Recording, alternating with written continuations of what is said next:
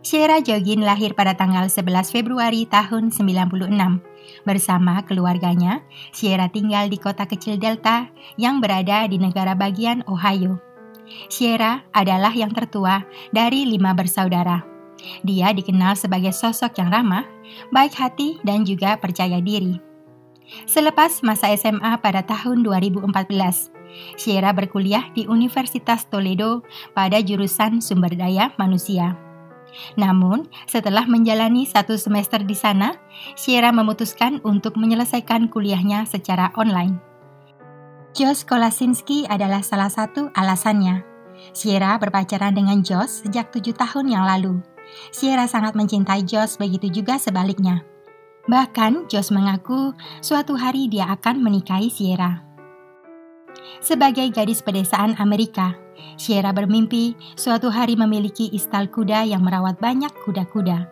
Dia juga bermimpi bisa berlibur ke Italia bersama kekasihnya Josh setelah lulus kuliah nanti. Namun sayang, semua mimpi itu harus kandas di tengah jalan.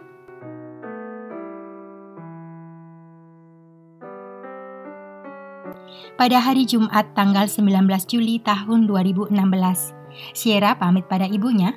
Dia mau pergi bersepeda ke rumah kekasihnya. Sekitar pukul 5 sore, Sierra dengan semangat mengayuh sepeda warna biru yang baru dibelinya di acara obrolan. Dia sudah tidak sabar ingin memamerkan sepeda itu pada Josh. Setelah 1 jam lebih berada di rumah Josh, Sierra pun pamit pulang. Demi keamanan kekasihnya, Josh mengiringi kepulangan Sierra dengan mengendarai sepeda motornya. Sekitar pukul 6:43 sore, mereka meninggalkan rumah. Sepanjang jalan, Josh dan Sierra bersenda gurau menikmati matahari musim panas yang masih bersinar. Ketika mereka sudah sampai dekat rumah Sierra, Josh mengajak kekasihnya berselfie ria. Dia ingin mengabadikan momen romantis bersama Sierra. Setelah itu, keduanya pun berpamitan satu sama lain. Sebelum pergi, Josh berpesan agar Sierra mengabarinya setelah sampai di rumah. Sambil tersenyum, Sierra mengiyakan. Kemudian keduanya bersepeda ke arah berbeda. Sierra meneruskan perjalanan menuju rumahnya sendirian. Saat melewati ladang-ladang jagung yang rimbun, ada seorang pengendara motor gede yang menyalip Sierra. Saat itu, Sierra sama sekali tidak berprasangka buruk terhadap pria itu. Dalam benaknya hanya ingin segera sampai di rumah dan menelpon Josh. Tetapi pengendara motor itu justru berhenti di pinggir jalan. Ketika Sierra melintas di depannya, pengendara itu langsung melayangkan helmnya ke arah Sierra yang terjatuh dari sepedanya dan tak sadarkan diri. Pria itu kemudian menyeret Sierra masuk ke dalam ladang jagung hingga beberapa batangnya rebah ke tanah. Setelah itu, Sierra ditinggalkan di sana sendirian dengan borgol melingkar di pergelangan tangannya. Pria pengendara motor ternyata bukan pria baik-baik. Dia adalah mantan napi berusia 57 tahun bernama James Worley. Pada tahun 90-an, James Worley pernah melakukan penculikan. Beruntung saat itu korbannya berhasil melarikan diri. Tetapi James dihukum 4 tahun dengan dakwaan percobaan penculikan. James juga diwajibkan menemui psikiater karena kejahatannya dianggap akibat menderita kelainan jiwa. Kepada terapisnya, James mengatakan bahwa suatu saat bila ada korban lagi, dia akan menguburnya. Dan itulah yang sedang direncanakannya atas Sierra. Malam itu, dengan mengendarai pickup, James kembali ke area ladang jagung di mana Sierra ditinggalkannya, kemudian dipindahkan ke sebuah kamar rahasia yang ada dalam salah satu gudang di rumah James. Properti yang ditinggali James berukuran cukup luas, dengan 1 bangunan rumah utama dan 2 gudang. Di rumah itu, James tinggal bersama ibunya yang sudah renta. 1 gudang dipakai James untuk menyimpan peralatan motor serta mogenya. Di gudang yang lain, James menumpuk gulungan jerami besar hingga memenuhi ruangan. Gunanya untuk menyembunyikan kamar rahasia yang ada di belakangnya. Sebuah ruangan sempit di mana James mengerjai korbannya hingga menghembuskan nafas terakhir. Sekitar pukul 9:30 malam, Sierra ternyata belum pulang ke rumah. Orang tuanya berpikir saat itu Sierra masih di rumah Josh. Tetapi 1 jam kemudian, Josh menelpon rumah Sierra untuk menanyakan apakah Sierra ada di rumah. Kepada ibu kekasihnya, Josh mengatakan Sierra tidak bisa dihubungi setelah mereka berpisah di jalan pukul 7 malam tadi. Saat itu juga, keluarga Sierra menelpon semua temannya, memposting di Facebook, dan menelpon rumah sakit setempat.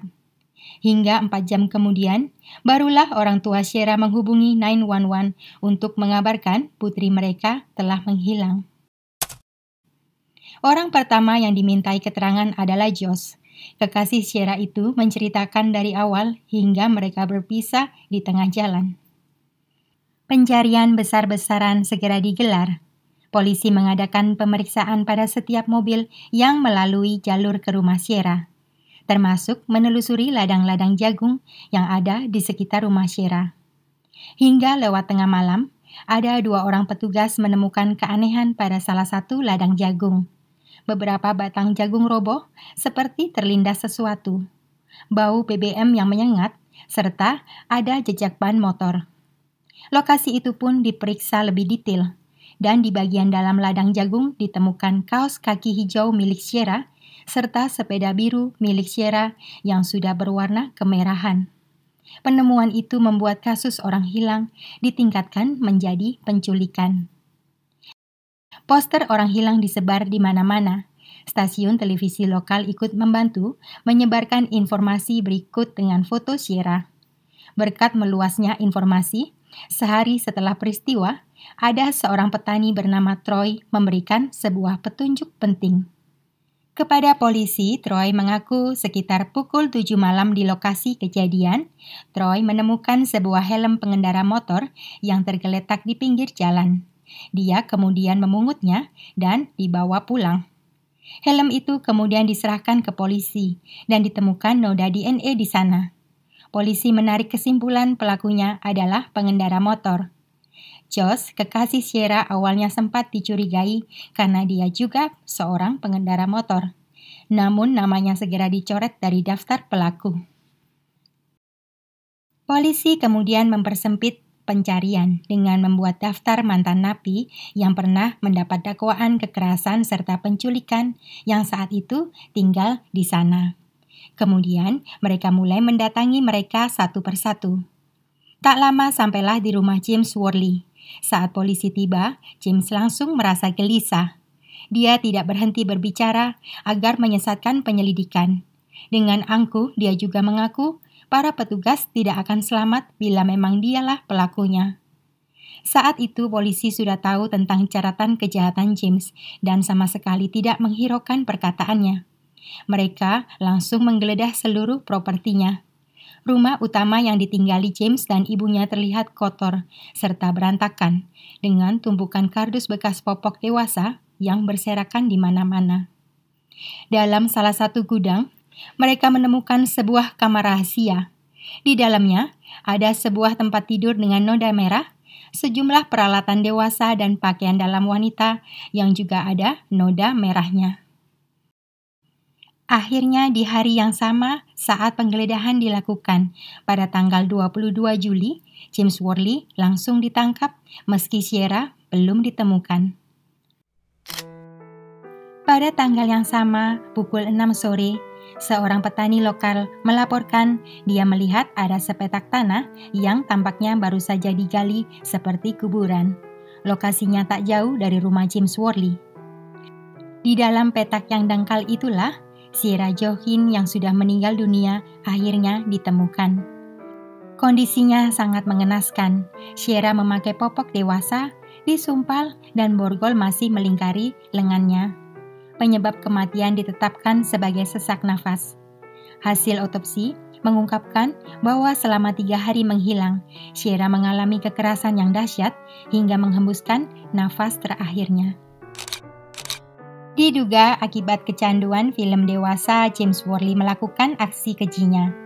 DNA yang diambil dari rumah James identik dengan Sierra. Sejumlah bukti kuat lainnya juga ditemukan di sana, berupa kunci borgol dan pakaian dalam milik Sierra. Akhirnya pada tanggal 16 April tahun 2018, James Worley dinyatakan bersalah atas semua dakwaan dan dijatuhi hukuman mati atas aksi berdarah dingin yang dilakukannya. Tanggal pelaksanaan eksekusinya terus dimundurkan hingga akhirnya ditetapkan akan dilakukan pada tanggal 25 Maret tahun 2025. Setelah kematiannya, keluarga Sierra mendirikan sebuah yayasan dinamai Sierra Strong. Yayasan Sierra Strong melahirkan sebuah program pelatihan pertahanan diri dalam keadaan bahaya. Program yang terinspirasi dari kasus Sierra, di mana kaum yang lemah perlu tahu dasar bela diri. Hingga sekarang, program pelatihan dari Yayasan Sierra Strong sudah diajarkan di sekolah-sekolah yang ada di Ohio.